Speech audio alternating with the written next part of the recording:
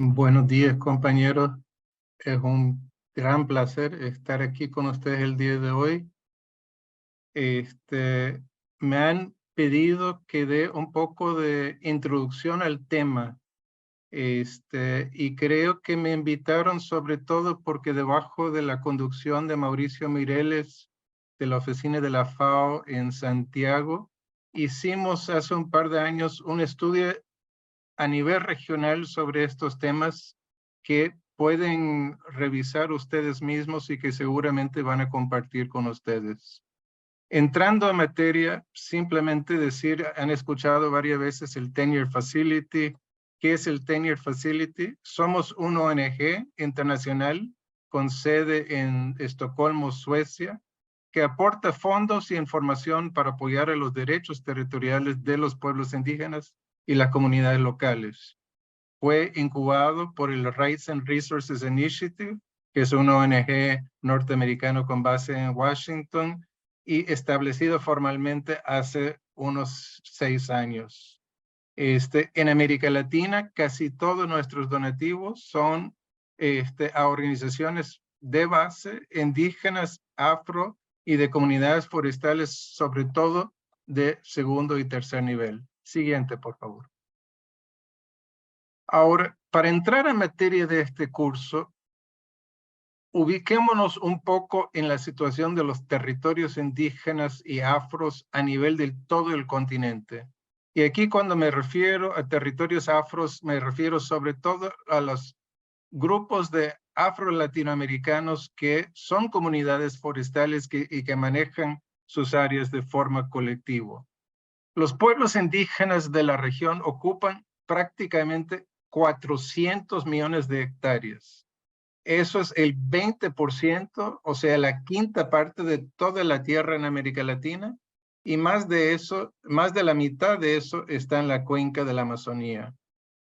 De esa área que ocupan los pueblos indígenas, el 80%, o sea, más o menos 330 millones de hectáreas, está en bosque.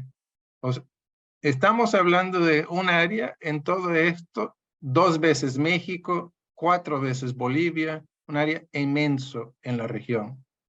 De esos 400 millones de hectáreas que existen, que están administrados, manejados, ocupados por los pueblos, más o menos 2/3 de eso tiene algún reconocimiento formal de los gobiernos. 270 millones de hectáreas. Eso quiere decir que todavía hay mucho por formalizar, pero también es cierto que mucho de lo que tiene título o que ha sido formalizado hoy en día se encuentra invadido, amenazado, entonces tampoco tiene una clara seguridad. Las comunidades afro ocupan más o menos 40 millones de hectáreas en las regiones forestales. Eso no incluye todos los campesinos afro que hay en toda América Latina y en otras regiones, pero apenas 8 millones de hectáreas de eso han sido titulados. O sea, es mucho peor la situación de titulación de los afro-latinoamericanos que de los propios indígenas. Siguiente, por favor. ¿Cuáles son algunas de las características comunes de los derechos territoriales en América Latina? Primero, como escuchamos de su lema, la legislación en principio es más favorable que en otras regiones. Todos los países de América Latina, excepto Surinam y Uruguay, reconocen los derechos de la propiedad comunal de los indígenas y afros, y eso está en las constituciones de muchos de los países, y muchos de los países han reconocido, han ratificado el protocolo 169 del OIT. Casi todos tienen leyes. Esto es producto de los movimientos sociales, de los movimientos indígenas, de los movimientos afros, no fue regalo de nadie. Y esa legislación en casi todos los casos reconoce los derechos comunales permanentes, imprescriptibles, inhipotecables, invendibles, de perpetuidad de estos pueblos. Ahora, por el otro lado, lo que la misma Zulema nos planteó, las agencias públicas que manejan este tema en general son muy débiles. La implementación de las políticas hoy en día suele ser bastante débil. Y además hay mucha sobreposición entre las áreas que han sido reconocidos, titulados, etcétera, con otros tipos de derechos. Muchos de los territorios indígenas también tienen sobreposición con áreas protegidas, con concesiones forestales, con concesiones mineras, con concesiones petroleras que dificultan la plena disfrute de eso.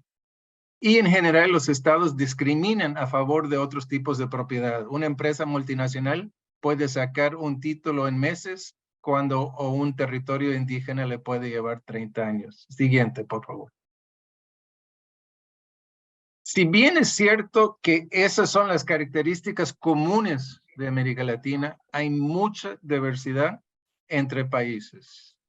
Una comarca de Panamá no es lo mismo que un ejido de México, que no es lo mismo de un TIOC de Bolivia, que no es lo mismo que un gobierno territorial indígena de Nicaragua. Algunas de las diferencias más importantes es que en algunos países es el gobierno nacional que maneja este tema, en otros, por ejemplo, en Perú, son los gobiernos regionales que lo administran y que lo implementan. En algunos casos, los países titulan o reconocen comunidades individuales, como las comunidades nativas de Perú o muchas de las comunidades lencas de Honduras, pero en otros países la titulación es principalmente territorios multicomunales que pueden llegar a ser territorios muy grandes. En algunas veces estamos hablando de titular tierras y propiedad de tierras. En otros momentos estamos hablando de territorios, no solo la tierra, sino todos los recursos naturales. Los bosques, en algunos casos incluso el subsuelo, fauna, flores, etcétera. En algunos casos estamos hablando de propiedad, simplemente cuál es el dueño de la tierra. En otros, de todo el tema del autogobierno, que puede ser municipal, que puede ser autoridad local, que puede ser autoridad tradicional. Algunos de estos territorios son monoétnicos, otros multiétnicos. Y en algunos de estos, todos los habitantes del territorio tienen derechos, y en otros, solo una parte tienen derechos, como podría ser el caso de los ejidos de México. Espero que esta introducción abre un poco el espacio para seguir en este espacio de aprendizaje. Es un honor estar con dirigentes indígenas afro de tanto trayectoria, y agradezco su paciencia.